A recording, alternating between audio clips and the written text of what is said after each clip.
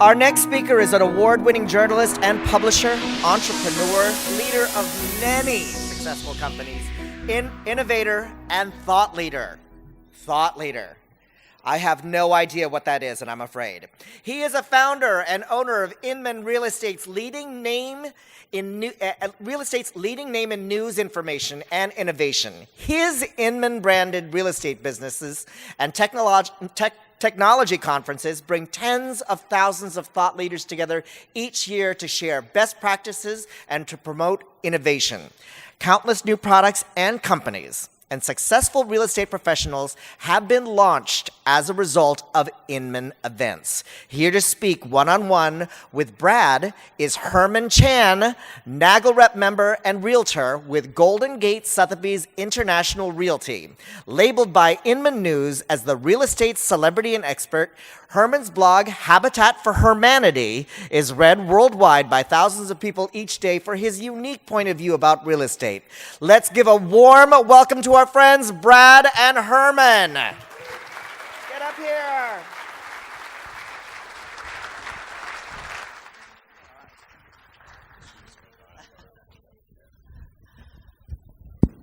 We're live. How you guys doing? Okay, arms up. Yes! Give me a snap. Snap. Brad.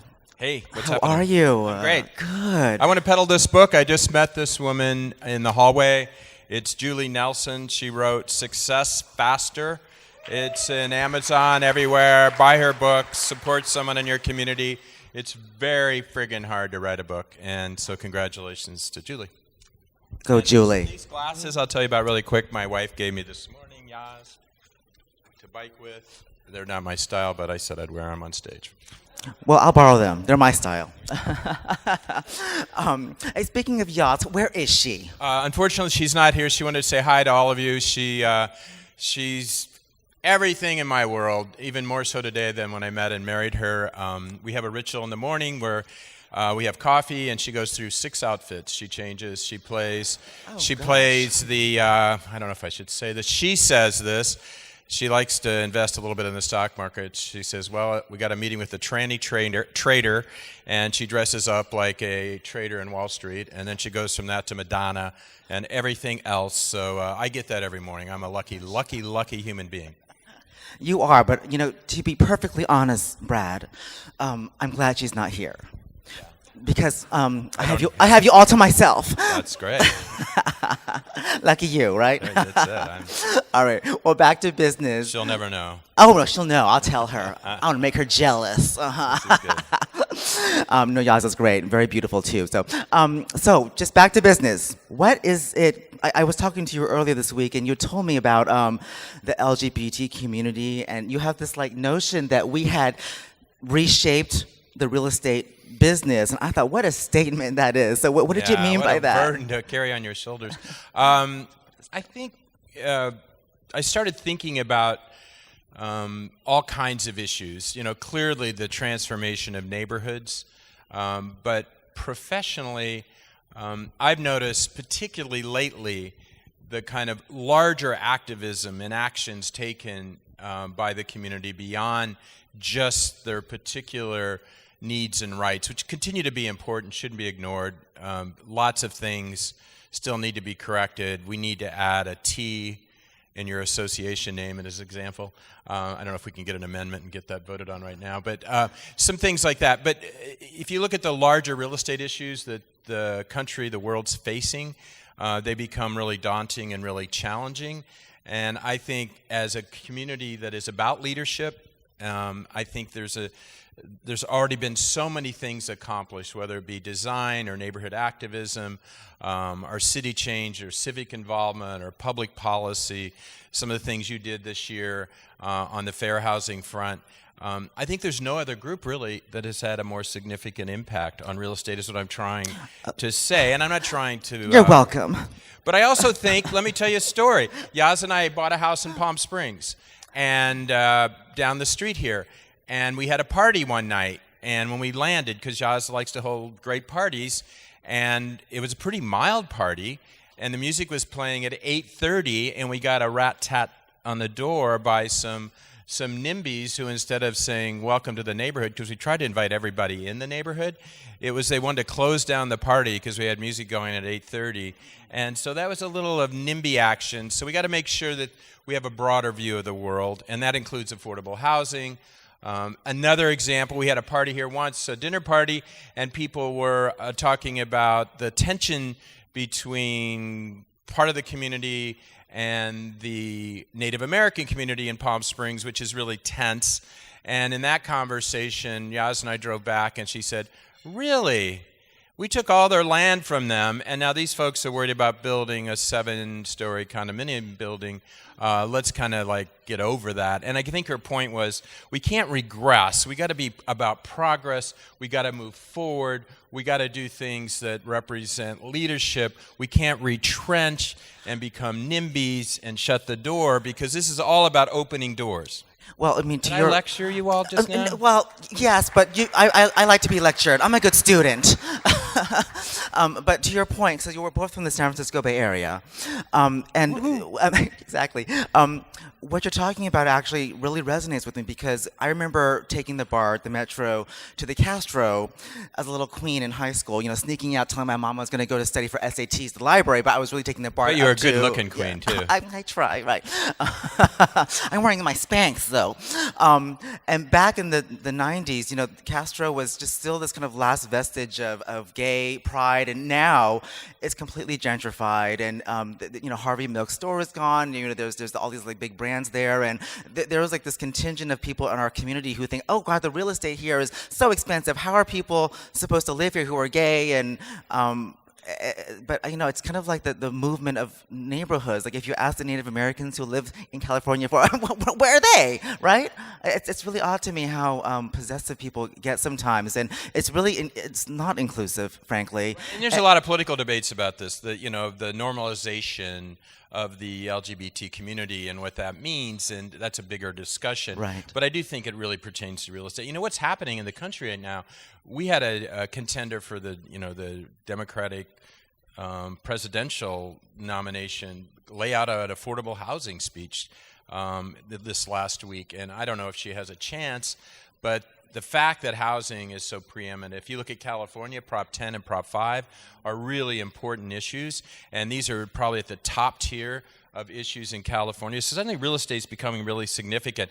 And in this normalization, all they would ask is that the rebellion and the protest and the challenge that this community is known for, that changed so much of the world, can continue, particularly in real estate, because now more than ever we need activism, and this community knows about that better than anybody.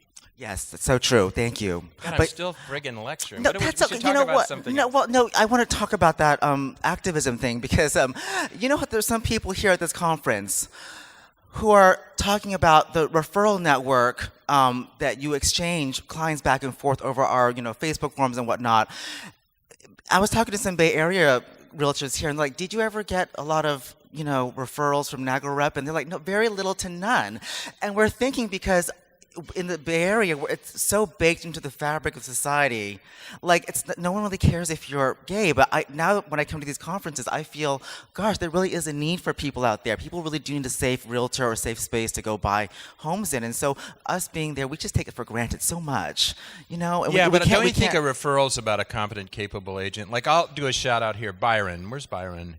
Byron and Michael represented Yaz and I in our transaction. I'll tell you, representing Brad Inman is a pain in the ass, and those two really took us through the process and got us to closing, and it was really amazing. I don't know if you heard about this crazy deal. It was, what do you call it? It was dual agency, it was a pocket listing, and it was a crazy case of seller remorse and a breakup of the relationship in escrow, where the husband wanted to stay seated and almost squat in the house. So we had those three things against us. I'm not sure we did much wrong other than make an offer, but Byron and Michael took us through the process. It was a high drama Palm Springs transaction, but we got it done. And so what is that about? Byron and Michael are real pros. So you'd want to refer, and I do, to those two because they're professional, not because they're part of this community. And I think that's the first and most important thing.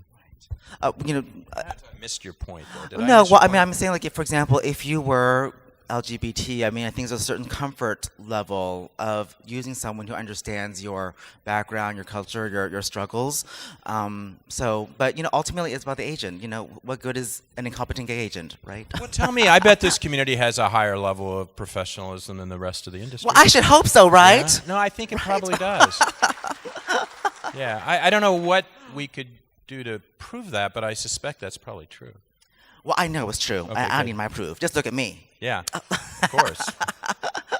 So, Brad, you've just kind of like known as the seer of real estate. You've got this like foresight of what's going on in the business, and you got your ear to the ground. So, you know, what is going on with all this movement? I mean, I feel personally, even in our market, so much new brokerages are coming in, acquisitions, you know, movement of agents. Almost agents are becoming commoditized as stocks. You know, we're buying, traded like cattle at this point between the big brokerages. So what is your take on that? Well, a couple of things. We report on it, so and we get a lot of the anxiety over it because we're the messenger. In fact, today there's a stream on Coast to Coast, our Facebook page, where we're called TMZ, and we're doing this wrong and that wrong, and I totally get it. And some of it's just totally based on the mistakes Inman makes. We report 20 stories a day, and some of people don't like the headlines. But it's also just generally about the anxiety that I think persists out there now because of all the changes. You have several $1 billion coming in to real estate and venture and private equity funds. I wrote a story earlier this week about a fund in Qatar that is taking all their natural gas reserves. They have an unlimited supply of natural gas. They have, I think, $400 billion in money, and they're trying to diversify. And they invested in Compass. And you go, whoa, where is this coming from? And then you got another. That's separate from the SoftBank investment, And that's right? separate from SoftBank. Wow. And then behind them is Fidelity, one of the largest funds in the country. And then behind them, and then similar to Open Doors, similar to secondary offerings by Zillow, secondary offerings by Redfin. And all of these models are not really a threat to most of the people in this room. And the reason I say that is they're all depending and predicting and forecasting and assuming the agent's going to be in business. Never before has the agent been more powerful, more influential, more in command, have more choices than today. I have always said the agent outworked innovation. You know, you're just one step ahead. But the reality is the agent in all of these new things. So the anxiety shouldn't be about being disrupted. It should be about choices. But as my father used to say, Bradley, do well in life, make good grades, have choices, and that's a good thing. Never get full of anxiety because you have a lot of choices. Agents have never had as many choices. Boutique brokers are doing extremely well. Those that have really figured out what their niche is and what they cover and what they represent. And anyway, blah, blah, blah. Well, I don't have any anxiety myself. I mean, I can tell you look so relaxed. I just try. You know what? You know, I have my little. That's the talk of the Are town. you going to steal my sunglasses? I get Yes, that I want to feeling. wear them. I'm just dying to wear them right now. Okay. But here's my take on SoftBank and the acquisitions of Paragon and Pacific Union and all that stuff by Compass. What do y'all think? Now that's where they belong. Somebody snap me right now.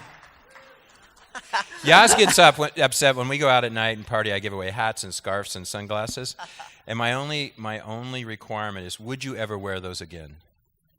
And Be honest. Me? Yeah. Oh, why not? Okay, The good. audience applauded me. Didn't you hear them? Good. Then you get to keep those. Thank you. Thank you. A free gift. Woo! Sharing is caring. Sharing is caring, exactly. So, and I get to share you with y'all. I'm so happy. No, but my personal take on this whole movement going on is that I feel like I've seen this 10 years ago because I've been doing this for 18 years, right? And whenever, like last time it was help you sell, assist to sell, people coming into the market because they're seeing in the past 3 years all these margins. The trajectory is going high, and so they're projecting a lot of this profit margin. But as you all know, the market is pivoting, correct? And so, like, I get nervous when like all these, not just traditional brokerages start opening more and more offices, but all these like startups in Silicon Valley, Purple Door, and Open Door, they're all skimming off this margin that they're projecting from the past couple of years. But the second the market turns a little bit, I mean, like you said, agents are going to just go back, and there's just no longer any money to be made. And again, they're going to go back to like everything else. So I'm not really too concerned. Frankly. There is a theory, and I kind of go ahead and applause that. Yeah. Kalia Peters, who's been moderating Inman things, she runs Metro Prop in New York City, which is a VC fund. She's also president of Warburg, which is a small boutique. And she kind of paints this picture of what the future is. And the future is, and I think she's pretty right on, there is going to be a digital transaction. So she says like E-Trade. She compares it to Wall Street. And then there's going to be a middle tier, which is soft relationship, hard on digital, or some mix, which is more like Charles Schwab. And third will be more like high net worth financial advisors, which is Merrill Lynch. All of this means that those that are focused entirely on the relationship side of the business, where there's more hand-holding, versus those that just want to do administrative, routine sort of work. And as we all know, there are many agents like that, and so there'll be room for them. All three models have room for agents. It's just change. But those that want to focus on relationships, that's where Inman this year is really trying to focus on what are the elements of relationship stuff, both technology, people, interaction, how we connect, and how we stay. That is an emphasis we have. Can I just say something? I mean, I feel like it's almost a regression. So originally, real estate was all about relationships. There was no internet. There was no email. You had to go to brokers. And you couldn't rely on your phone. And then the internet hit, and we became a little distant. And then social media hit. But now that social media's been on for maybe 10 years or so, give or take, I think people are getting burnt out. I think there's a return back to this relationship. Social media is becoming extraordinarily alienating. I mean, I hate it. Yeah, I mean, it is. I hate to it. most people now, it's really becoming alienating. They're all my business. Yeah. It's terrible. Yeah. Right. Yeah. Right. I think there's a retraction, and I think ultimately It's as like the your market, glasses, a little retro. Right. Well, I've been called worse, so yeah, thank you. But I mean, like, should anyone in this room be scared of what's going on? Like, who's going to be hit the hardest with this digitalization? Like, I believe in 7 years, the way we sell real estate will be diametrically different. How different, I don't know. I think what you're talking about is true segmentation, where there's going to be very high net worth people who always need an advisor who's essentially going to, you can't scale, for example, lawyers, you can't scale law firms because like every client, every case is completely different. But I think for maybe the lower end tier, there's going to be still some penetration from certain vendors out there who want to mass scale it. And so, but what happens in the middle? Like, what do most people who are selling in the middle, what do they do? Well, I think you're seeing commission compression. You're seeing, I'm sorry to say. Clutch my pearls. Yeah, I know. That's not good news. You're seeing people cast in different roles than they used to in the past, and many people eager to do that, and others not. And other people are going to partner, be aggressive, innovate, take advantage of all these things, and do it really fast and furious. There's already programs coming out. Like, let's take iBuyers. 3 years ago we talked about it in the Inman stage, and people go, "Oh, puke! What is that? I don't understand it. I don't know what you're talking about." Now it's becoming, and it will very quickly, gang. I really guarantee you, it will become very mainstream. Why don't you tell them what iBuyer is? Yeah, iBuyers is institutional investors, just like the investors have always been at the table trying to buy property. Except this is some really big players, probably involved in almost every transaction one way or another, with the buyer, in many cases represented, and some companies having very minimal real estate representation, but still having that. And so you're going to see this come about. Now, first thing happens is always Silicon Valley gets involved. So you've got institutional investors, you got Open Door, you got OfferPad, you got all these big, then you got Zillow, and then you got, Redfin's going to do it, then everybody's going to do it. But now you got broker owners who are smart and savvy and have investor relationships, and they know how to work with those characters, build funds. Then you have things like Cloud CMA. They introduced a new thing where agents can do an instant offer when they're making a listing presentation. And how does that work? There's a little button in Cloud CMA. Cloud CMA is, that listing presentation. You hit the button, and it immediately sends out word to a group of curated investors who are looking for inventory as it comes on before the MLS. That is their whole stick. That's how they make money, to get listings before they come on. And that sends out a message, and then a certain number of those investors say, yes, we would like to make an offer on that property. So you go in a listing presentation, you say, this is what I do, this is what I'm going to do in the MLS, and oh, by the way, we can give you an instant offer. Are you interested? And the seller goes, sure, I'll look at it. Boom, you hit the button and says, okay, I'm going to come back. Before we put it in the MLS, we've got 4 investors that might be willing to pay you this much money. Are you interested? What I say about all that, this tells you how a wacko idea 3 years ago that did not make sense to anybody.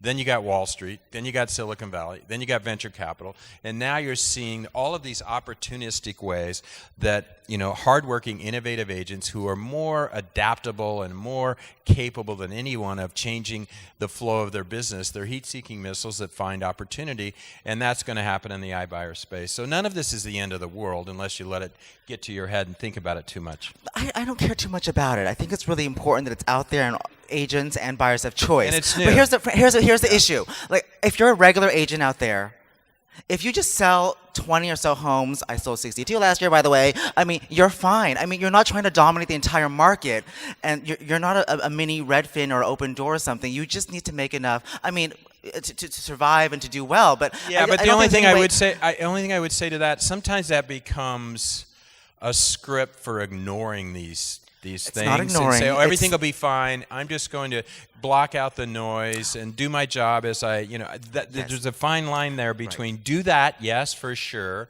But like Byron here, Byron adopts everything, Agentology, Zillow, everything, and he's, I think, one of the top agents in Palm Springs. So he's still whacking away, doing everything he can to help people like Brad and Yaz close a deal, but he's also adopting all this new technology as it goes. Yes, I misspoke, or you misunderstood. No, I'm make just being every I'm being tool a jerk. possible out there to give you an edge over your competitors and to serve your clients always. But ultimately, when you're doing maybe a dozen deals a year, it is really still about that relationship first and foremost. And you also want to you don't want to be left behind. It's like the whole Bitcoin thing. Years ago, it was crazy. And then when all of a sudden rich people started getting into it, all the banks got into it, and Goldman Sachs opened up a department to serve it because no one wants to feel left out. And you don't want to lose a client or a listing presentation because you didn't know what an iBuyer is, for example. So always stay on top of things. But ultimately, should we ask them what they think? Yeah, what do you all think about me? Or a question? The glasses, Do you have anything? a question? Anything that I can? While I'm here, I'm happy to answer anything. Anything you've read or want to know about, or anybody? Real estate luminary here, so. Yeah. Mm-hmm. It's the last day of the conference. I know. I'm probably boring them to tears, right? No, you're doing a great job. Well, I just want to thank you for all the work you've done, and you've always We got been more an ally. time. Do we have? Yeah. I don't have my glasses Right on, here. so I'm like, Let's ask how much this more time gentleman do I right have, here. dear? Hold on. I'd love to hear from the people. Brad, 10 years from now, where do you see us being as realtors? Question is, 10 years from now, where do you see us as realtors? Still in business. I would take yourself back 10 years and go, what has changed for you in 10 years? And then imagine faster on-demand services. Let's separate the agent for a second.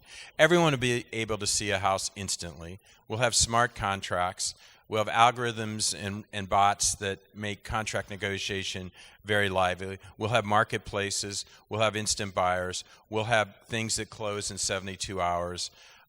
As I've said many times, knock on my door, top producing agent Byron. Let's say I want to sell Palm Springs.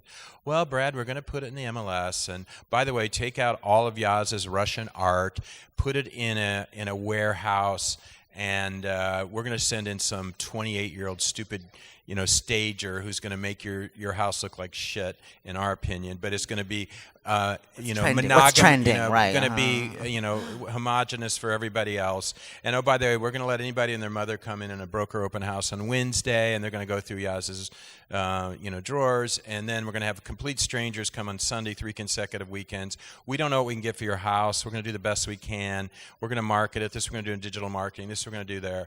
And that's how we've been doing it. And this is, think about it.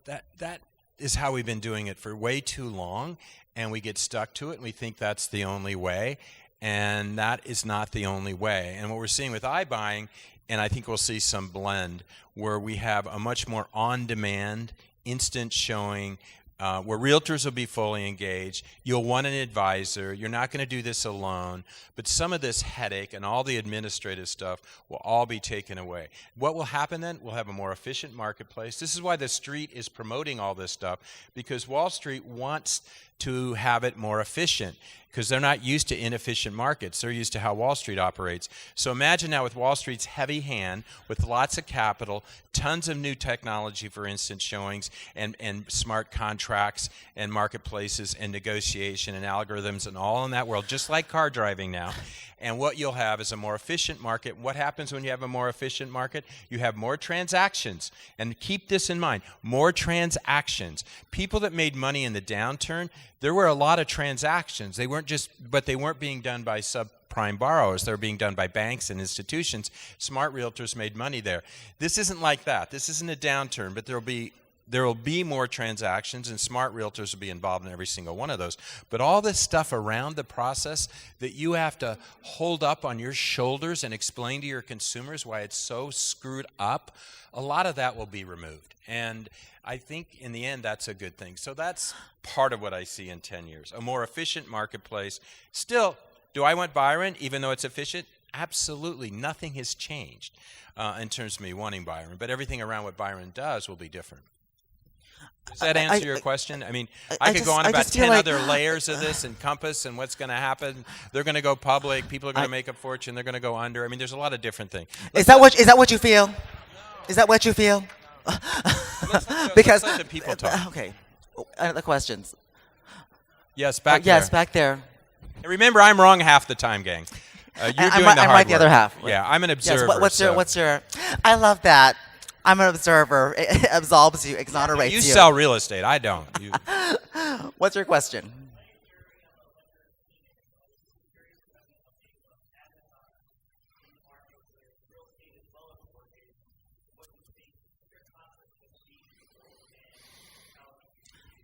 Yeah, so this is a great example. The question is Amazon entering the market, mortgage, real estate. Yes. So I don't know if any of you own Amazon stock, but it's got a big suit to fill. If you look at the multiples, that's how Wall Street looks at these things. And so it's got to grow at an incredible level.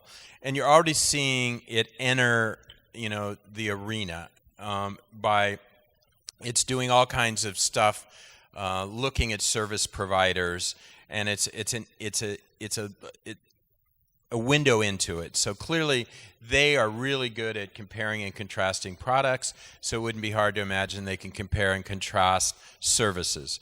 The second piece is they're wiring the homes, and they have a lot of products. You have now, in your homes and in the consumer homes, you have more and more products that are out there that are wiring the homes. And if you think back to the gentleman's, what was your name again? Doug? Yeah.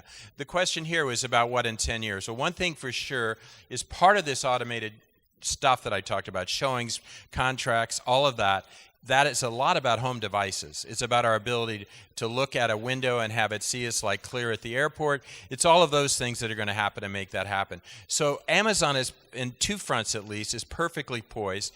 And part of this is it becoming more like e-commerce. Right now, real estate is a service industry, but everything's becoming some form of e-commerce. But if, again, we go back to cars, which is now e-commerce, I'll get a car here to go home, that is half e-commerce, but half people, and I think that's where real estate goes.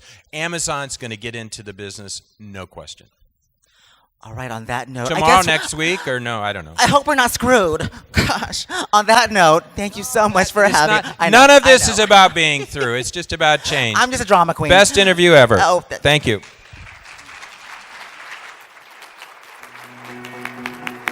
Thank you, Brad and Herman. All right, we have a 40-minute coffee and network break, so take advantage of that and be